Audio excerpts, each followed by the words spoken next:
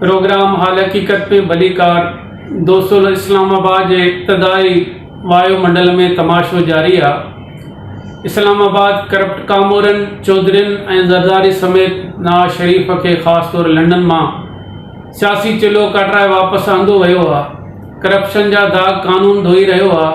अहिड़ी तरह सिंध में भी करप्ट यात्रा जो ताज़ो सिपह सालार आसिफ ज़रदारी, सिंध जे ख़रीद कंदड़ बोतारनि जो मां वापारी, ताज़ो खानगढ़ में अली गौर महर जो मेहमान बणिजी खेसि के ज़रदारी माफ़िया जो हलफ़ खणायो वियो। सिंध जे बर्बादीअ जो अज़म वरितो वियो। उन वेल ज़रदारी इस्लामाबाद वागदड़नि खे मुख़ातिब थींदे चयो त ॾिसो, इस्लामाबाद वारो मां तव्हां लाइ ही सिंध जा बोतार ॾींहुं राति ख़रीद कंदो पियो वतां, पर तव्हां क़दुरु नथा करियो। मूं शहीद बेनज़ीर जो खून खे इक़्तिदार लाइ लोड़े छॾियो।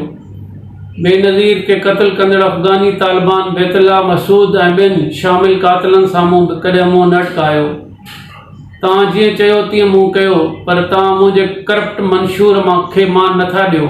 सोचो, ज़रदारी साहब नंगनि ऐं दंगनि जो तोफ़ीज़ करणु, नवाब अकबर बुकी जहिड़ा सूर्य माण्हू ॼाणनि तो जहिड़े बुज़दिल ऐं भाड़ीअ खे तारीख़ में ज़िलत नसीब थियणी हुई, जेका तो पाण मुरादो वठी छॾी। ॿिए पासे 15 साल सिंध खे हुक्मरानी कंदड़ बोंड खे गारियूं ॾींदड़ दुराणी जहिड़नि दलालनि सिंधे नियाणियुनि ऐं औरतुनि खे पिनाइण ते मजबूर कयो। सिंध जा सवें क़ौमी कारकुन शहीद बशीर ख़ान कुरैशी समेत शहीद कया विया। सिंध जूं ज़मीनियूं बहरा टाउन समेत कब्ज़ा थींदी रही। इक़्तिदार ख़ातिर बिटा निज़ाम ॿेट विकिरो, कारून जहिड़ो कोस्तान विकिरो। सिंध में अटो महांगो ऐं मनशियात सस्ती थी वई। इहो तव्हांजो करतूत ऐं कारनामो सिंध सां वफ़ा जा सबूत आहिनि। सिंध जा हिंदू सवें ख़ानदान धाड़ेलनि जे आधार खां तंग थी लॾ पलाण करे हिंदुस्तान हलिया विया। तव्हांखे को दर्द न जागी सघियो। ताज़ो माड़ी जलबाणी में वर्दी वालनि हमलो करे सिंध खे करबला बनायो। ख़बर न आहे तव्हां कहिड़ी कुंड में लिकियल हुयो।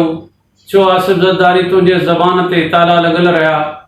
तुंहिंजी जमूरत जी बेज़मीरी सिंध जूं हदूं ओरहांगे ईंदे 40 लख गैर मुल्कियुनि माण्हुनि खे डोमिसाइल ऐं सुञाणप कार्ड ठाराए ॾिना।